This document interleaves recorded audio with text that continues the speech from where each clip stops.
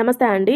బిర్యానీ అంటే చాలు లొట్టలేసుకుంటా తింటారు. చికెన్ బిర్యానీని, మటన్ బిర్యానీని ఎంతగా ఇష్టపడుతుంటారో ప్రెజెంట్ పనసకాయ బిర్యానీని కూడా అంతే ఇష్టపడుతున్నారు. సింగిల్ వర్డ్ లో చెప్పాలంటే పెళ్లిళ్ల స్పెషల్ ఈ పనసకాయ బిర్యానీ. మ్యారేజెస్ లో పనసకాయ బిర్యానీ రెసిపీ ఉంటుందని తెలిస్తే దానికోసం మాత్రమే పెళ్లి అటెండ్ అయ్యే వాళ్ళు ఎక్కువ మందినే ఉన్నారు. సాటర్డే అంటే నాన్ వెజ్ ముట్టుకోరు కదా, కానీ బిర్యానీ క్రేవింగ్స్ ఉన్న వాళ్ళు మాత్రం తట్టుకోలేరు. అదేనండి బిర్యానీని తినకుండా. సో వాళ్ళకైతే ఇది బెస్ట్ ఆప్షన్ అండి. చాలా టేస్టీగా ఉంటుంది. బిర్యానీని ప్రిపేర్ చేయడం ఈజీయే, కానీ ఈ పనసకాయని ముక్కలుగా కట్ చేయడం మాత్రం పెద్ద టాస్కేనండి. మనకు అంత పేషెన్స్ ఉండదని మా వారితో కట్ చేయించేసుకుంటున్నాను. ఈ కాయ 980 గ్రామ్స్ ఉందండి. 70 రూపీస్ అలా పడింది. 4-5 మెంబర్స్ ఈ బిర్యానీని హ్యాపీగా తినొచ్చు. ఈ కాయ క్వాంటిటీతో వీడియోలో చూపిస్తున్నట్లు కట్ చేసుకోవాలండి. చాకికి చేతికి ఆయిల్ అప్లై చేసుకుంటూ కట్ చేసుకుంటూ ఉండాలి. ఇంచుమించు ముక్క ఈ సైజు లో ఉంటే కానీ ముక్క చిదిరిపోకుండా ఉంటుంది. ఇలా కట్ చేసుకున్న ఈ ముక్కల్ని మజ్జిగ నీళ్ళలో వాష్ చేసుకోండి. నెక్స్ట్ ఈ ముక్కల్ని వాష్ చేసుకున్న తర్వాత లైట్ గా ఫ్రై చేసుకోండి. ఫ్రై చేసుకోకుండా కూడా చేసుకోవచ్చు. నెక్స్ట్ నేను కడాయి బిర్యానీ చేస్తున్నాను కాబట్టి దానికి తగ్గట్లో కడాయిని తీసుకొని దానిలో ఆయిల్ యాడ్ చేసి బిర్యానీలో యూజ్ చేసే మసాలాలన్నీ యాడ్ చేసి దానిలోనే ఆనియన్స్ ని కూడా యాడ్ చేసి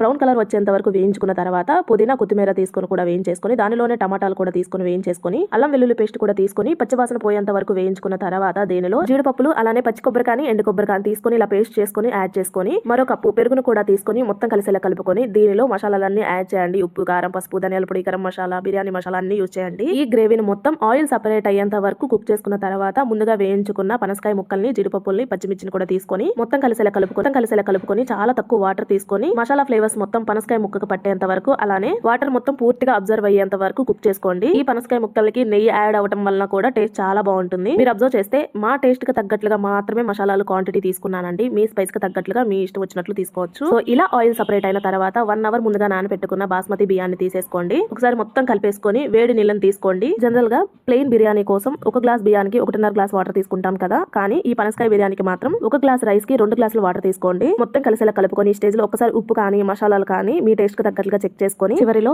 నిమ్మరసాన్ని, గరం మసాలాని తీసుకొని ఒకసారి మొత్తం కలిసేలా కలుపుకోండి. బియ్యం ఇరగకుండా కలుపుకోండి. కుక్ అయ్యి ఇలా బుడకలు రావడం స్టార్ట్ అవ్వగానే మంటని పూర్తిగా లో ఫ్లేమ్ లోకి టర్న్ చేసుకొని కొత్తిమీర, పుదీనా కొంచెం లైట్ గా చల్లుకొని ఆవిరి బయటికి పోకుండా మూత పెట్టుకొని లో ఫ్లేమ్ లోనే ఒక 10 to 15 మినిట్స్ పాటు కుక్ చేసుకోండి. రెడీ అయిందో లేదో చెక్ చేసుకొని మరో 5 మినిట్స్ తర్వాత సర్వ్ చేసుకుంటే పర్ఫెక్ట్ బిర్యానీ అయితే ఇలా రెడీ అవుతుంది. బాగుంది కదా, టేస్ట్ కూడా చాలా బాగుంటుందండి. ఒక్కసారైనా టేస్ట్ చేశారో లేదో నాతో షేర్ చేసుకోండి. మీరు కూడా ఇంట్లో ఇలా ఒక్కసారి ట్రై చేయండి. మీకు ఎలా అనిపించిందో కూడా నాతో షేర్ చేసుకోండి. ఇప్పుడు మాత్రం వీడియోకి లైక్ చేసి, షేర్ చేసి, సబ్స్క్రైబ్ చేసుకోండి.